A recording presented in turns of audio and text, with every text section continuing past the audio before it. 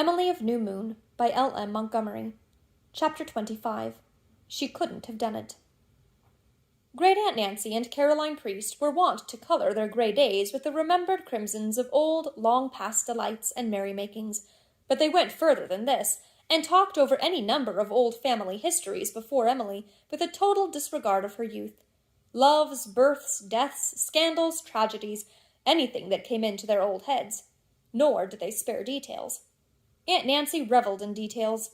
She forgot nothing, and sins and weaknesses that death had covered and time had shown mercy to were ruthlessly dragged out and dissected by this ghoulish old lady.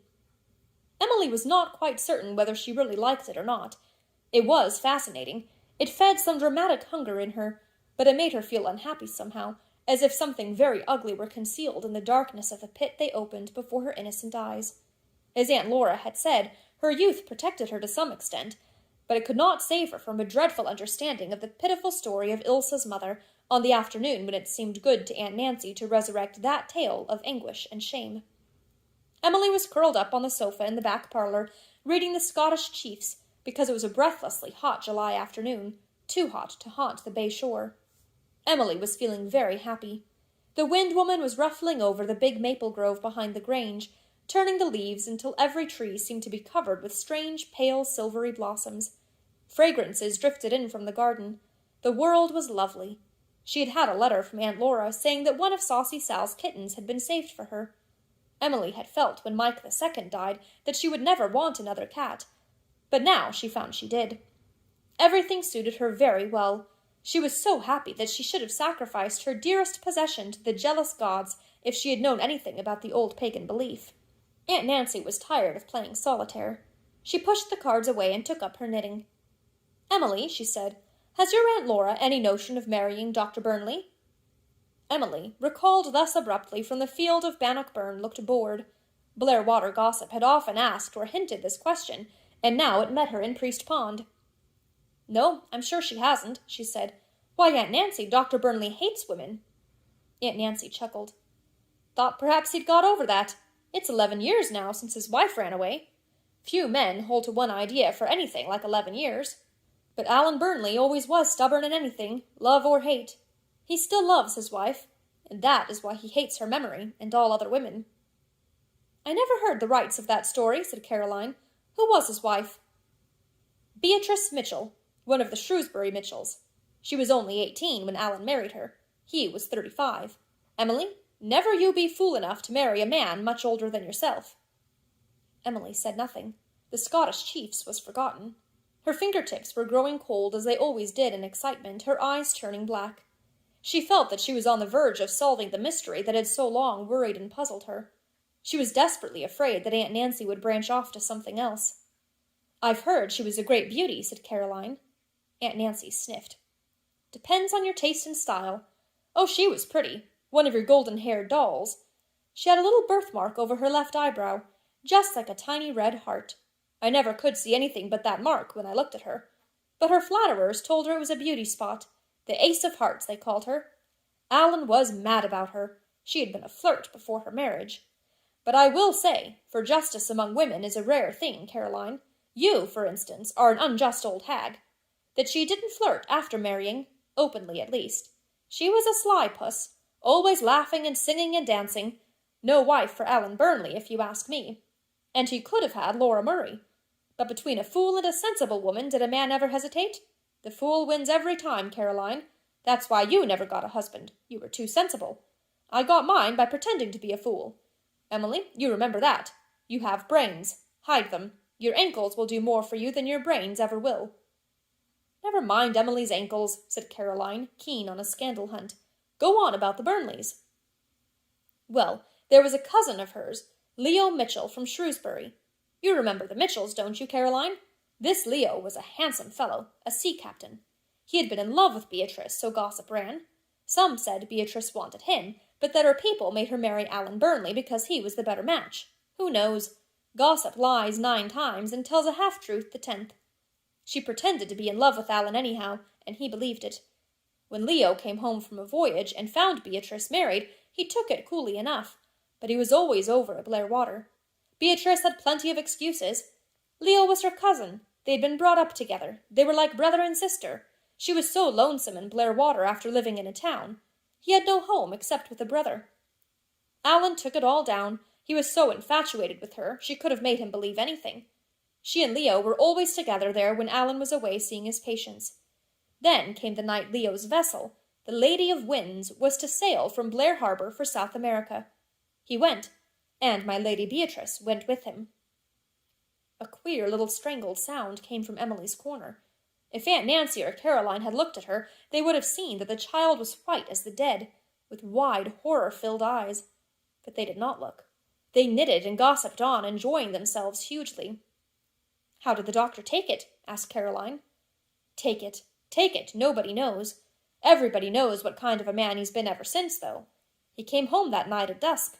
The baby was asleep in its crib, and the servant girl was watching it. She told Alan that Mrs. Burnley had gone to the harbor with her cousin for a goodbye walk, and would be back at 10. Alan waited for her easily enough. He never doubted her. But she didn't come back. She had never intended to come back. In the morning, the Lady of Winds was gone, had sailed out of the harbor at dark the night before. Beatrice had gone on board with him. That was all anybody knew. Alan Burnley said nothing, beyond forbidding her name ever to be mentioned in his hearing again. But the Lady of Winds was lost with all on board off Hatteras, and that was the end of that elopement, and the end of Beatrice, with her beauty and her laughter and her ace of hearts. "But not the end of the shame and wretchedness she brought to her home," said Caroline shrewishly. "I'd tar and feather such a woman." "Nonsense.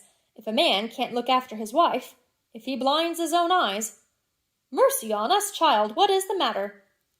For Emily was standing up, holding out her hands as if pushing some loathly thing from her. "I don't believe it," she cried, in a high, unnatural voice. "I don't believe Ilsa's mother did that. She didn't. She couldn't have, not Ilsa's mother." "Catch her, Caroline," cried Aunt Nancy. But Emily, though the back parlor had whirled about her for a second, had recovered herself. "Don't touch me," she cried passionately. "Don't touch me. You liked hearing that story." She rushed out of the room. Aunt Nancy looked ashamed for a moment. For the first time it occurred to her that her scandal-loving old tongue had done a black thing. Then she shrugged her shoulders. "She can't go through life in cotton wool. Might as well learn spades are spades now as ever. I would have thought she'd have heard it all long ago if Blairwater gossip is what it used to be.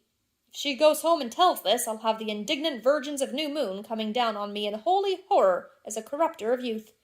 Caroline, don't you ask me to tell you any more family horrors before my niece, you scandalous old woman. At your age, I'm surprised at you." Aunt Nancy and Caroline returned to their knitting and their spicy reminiscences, and upstairs in the pink room, Emily lay face downwards on her bed and cried for hours. It was so horrible. Ilsa's mother had run away and left her little baby. To Emily, that was the awful thing. The strange, cruel, heartless thing that Ilsa's mother had done. She could not bring herself to believe it. There was some mistake somewhere. There was. "Perhaps she was kidnapped," said Emily, trying desperately to explain it. "She just went on board to look around, and he weighed anchor and carried her off. She couldn't have gone away of her own accord and left her dear little baby."